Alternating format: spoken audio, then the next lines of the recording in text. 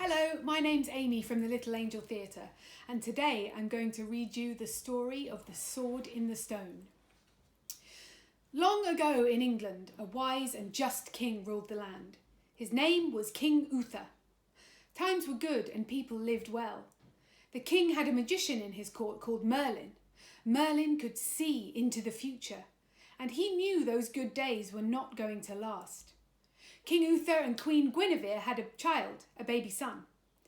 At a castle party for the royal birth, Merlin the magician took the king aside. He said, "Sire, there is something you must know. Soon a great darkness will fall over this land. Your child is in great danger. Let me take the baby far away. I will be sure he stays safe." "Merlin," said the king in surprise, "you are a great magician and you are my friend, but there's no way we would let anyone take our child away." Sadly, soon after the child's birth, the queen died. Not long after, King Uther was killed in battle. That very night, Merlin swept into the castle and took the child. For years there was no king to sit on the throne, no king to set the laws. Darkness fell over the land. The people of England lived in fear. Yet far away there was a quiet place. A good knight, Sir Ector, lived in peace with his two sons. His first son was named Kay. His younger son Arthur had been adopted as a baby. Years before, a stranger had come to Sir Ector with a baby. He asked if Sir Ector would raise the child. The old knight took the baby in his arms, glad for a second child. He named the baby Arthur and raised him as his own.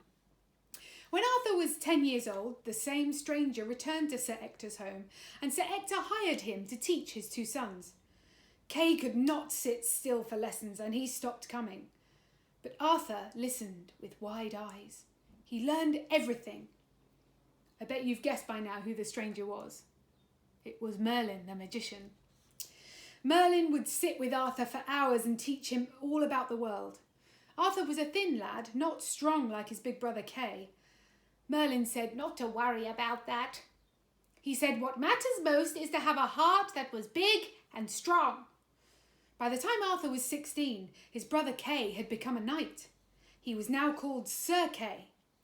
Arthur loved nothing more than to serve his brother as a squire. He kept great care of his brother's tunic and helmet, his spears and lances. One day at lesson time, Merlin looked away. He stood up. "What is it?" said Arthur. "The people need hope," said Merlin. "Arthur, there is something I must do. I must go now." That night, when nighttime was at its most dark, Merlin the magician came to London's market square. He stood in the middle of the square. He held both his arms high and pointed his wand to the stars. The next morning at dawn, people started to arrive at the market. There in front of them was something most odd. A giant stone stood in the middle of the town square. At the very top of the stone, there was a golden sword handle and a few inches of blade shining in the sun. Yet, this was most odd. The rest of the blade was buried deep into the stone. None of this was there the day before. What's more, these words could be seen on the top of the blade. "Whoever pulls out this sword from this stone is the true King of England." As soon as the crowd knew about the message, men jumped to try and remove the sword. One after another, they gave the sword a yank. Each tried and tried, but the sword was stuck fast. It would not move. One said in gloom, "There's no man alive who could pull out that sword." "We'll see about that," said a voice in the crowd. The Duke of Cornwall, dressed in silks and ribbons, stepped up to the stone. Hear ye, he said. "I call for a tournament to be held 1 month from today. Knights from anywhere and everywhere in England are invited to come. All we need is one knight who is so strong he can pull the sword from the stone. Then we will have a king at last." The people danced and cheered. At last there was something to feel happy about. News of the tournament travelled fast. Soon word reached the home of Sir Ector. Sir Kay heard the news when he was polishing his helmet. "Arthur," he called out, "there'll be a tournament in London. We must set out at once." What great news! Arthur had never been more than a few miles from home. He would be the best squire ever for his brother. Sir Ector and his 2 sons rode through London on their way to the tournament. Riding through the market square, something shiny glinted in the sun. "That sword looks like it goes right into that stone," said Arthur. "But how can that be? That's impossible. But why are there guards standing all around it?" The father and his 2 sons reached the tournament. Arthur sat in their tent, polishing his brother's helmet until it shone bright. A bugle sounded. The tournament was about to begin. "Get my sword!" demanded Kay. "Right away," said Arthur. But where was it? Arthur looked around in a panic. Kay's sword was nowhere to be seen. Arthur ran back to the tent. Maybe he'd left Kay's sword somewhere in there. He searched through the bag of armour and weapons. How could he let such a thing happen? Then he had an idea. Very fast, Arthur rode back to the market square. The guards were not there anymore. They must have all gone to the tournament. Arthur stepped up to the stone. He took hold of the handle of the sword. The sword moved a bit. "Hey," he said, "it's looser than I thought." With one tug, the sword slid out. Arthur was thrown back, but the sword was safe in his hands. I'll be sure to bring it back." He raced to where his brother was waiting. "Here it is," he said, handing the sword to his brother. Kay took one look. "Oh," he said in surprise. "What is it?" said Arthur, but his brother was gone. Soon after, he heard his brother showing his father the sword. "Kay," said the father in a stern voice, "where did you get this sword?" The young knight's head dropped. "From Arthur," he said. He lost my sword. Somehow he got this one." "Arthur?" The father turned to his younger son. "How is it that you came by this sword?"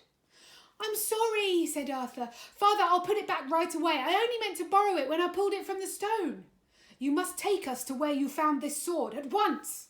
The 3 of them rushed over to the market square. "It came from here," he said, pointing at the stone. He lifted the sword over his head. Then he dropped the blade back into the stone. "Now it's back." "Hey," said Sir Kay, "I still need a sword." He jumped up onto the stone. Grabbing the hilt of the sword, he pulled and he pulled, but it did not move. Gradually, a crowd started to form.